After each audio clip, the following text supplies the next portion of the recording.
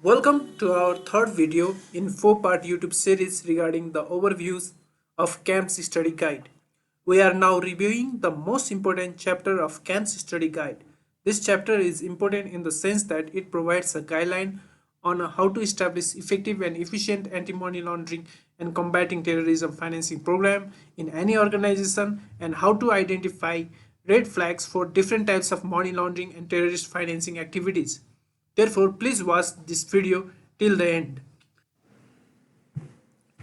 Before we start this review course, we like to express our gratitude to all our subscribers without whom we could not have imagined existence of our YouTube channel. We hope for continuous support from you, and also we want to heartily welcome our potential new subscribers to help us grow so that we would be motivated to upload these kind of educational videos that will help hundreds of others who will watch these videos and learn from it. We Risk Simplified team believes in our core that knowledge can empower people, so it should be shared as much as possible. Let us begin by talking about risk-based approach, which simply means that those areas which are more risky should be given priority. This section talks about why the risk-based approach is more preferable than other checklist approach. Further, this section explains what are the risk categories, how to develop the risk profile of customer based on different categories like customer nature, product and service used by customer, geographical location of the customer. Risk profile can be done with the help of risk scoring matrix where all the aforementioned categories are given certain numeric value to calculate the risk. Moving on, we'll talk about the AML Safety Program, which is composed of 4 main key ingredients. Every AML safety program should start with proper AML safety policies, procedures, and control, which provide the framework within which all AML safety functions should be carried in any organization. Next, to implement these policies and guidelines, every organization needs a designated compliance officer who has appropriate authority and responsibility. There are various duties that she need to perform. After this, you need to educate your employees, different stakeholders through AML safety training. This should be a regular process, and the content of training materials should be different as per targeted audiences. That is to say, lower level employees will receive training about a different concept of AML safety than the executive level of employees. The final component of AML safety program is independent audit, which ensures that AML safety program is effective and any loopholes in that program will be identified and corrected. Now we will discuss the important part of KYC, which is customer due diligence.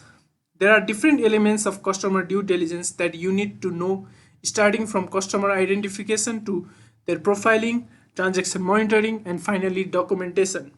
You will be then informed about enhanced customer due diligence. The main difference between standard and enhanced due diligence is that you need to collect additional information from the customer to prepare a customer profile. This information will include, but not limited to, supporting documents relating to source of income, nature of business, area of residence, and so on. The next part is related to sanction.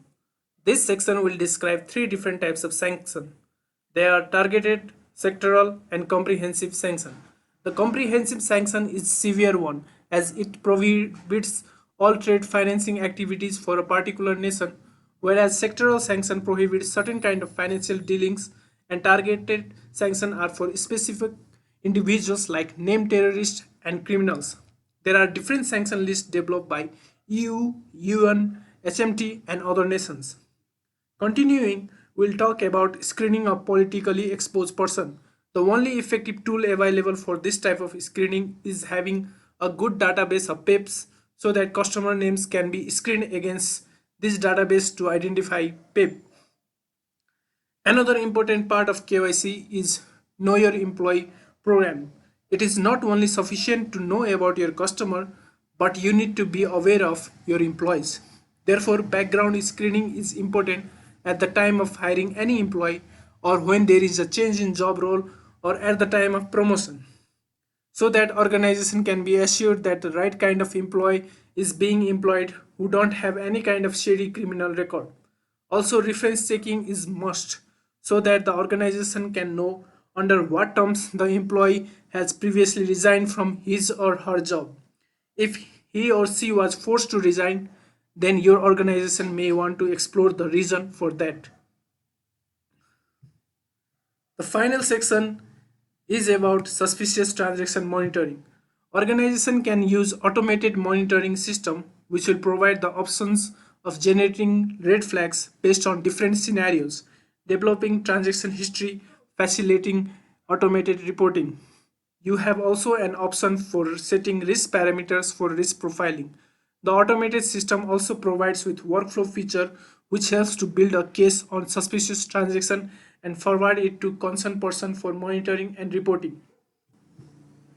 Then after it goes on explaining what are the red flags that you need to watch out to identify different types of unusual customer behavior, unusual cash transaction, unusual non-cash deposit instruments like checks, unusual wire transfer, unusual safe deposit box activity, unusual activity in credit transaction, unusual corporate account activity, unusual trade financing transaction, unusual investment activity, unusual employee activity, unusual activity in money remitter, currency exchange house, unusual activity for virtual currency, unusual activity in an insurance company setting, unusual activity in broker setting, unusual real estate activity, unusual activity for dealer of precious metals and high value items, unusual activity in trade based money laundering, unusual activity indicative of human smuggling, unusual activity of potential terrorist financing.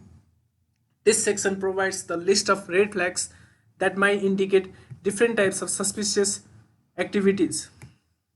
The list of red flags is very long, therefore, it is advised that you only focus on those things which you find confusing or unique and completely ignoring familiar ones.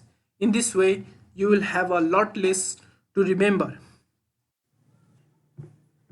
In this short video, we cannot cover all the aspects of this chapter. Therefore, you may want to go to full article for this video, which explains more about the content of this chapter and how one should study this chapter for the purpose of CAMS exam.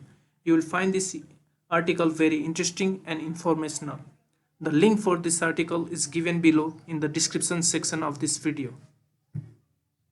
The next video will be the last part of this YouTube series where we will review the chapter 4 of the CAMS study guide, which is all about conducting and responding to the investigation. So subscribe to our YouTube channel if you have not already done so and never miss any updates. Thank you.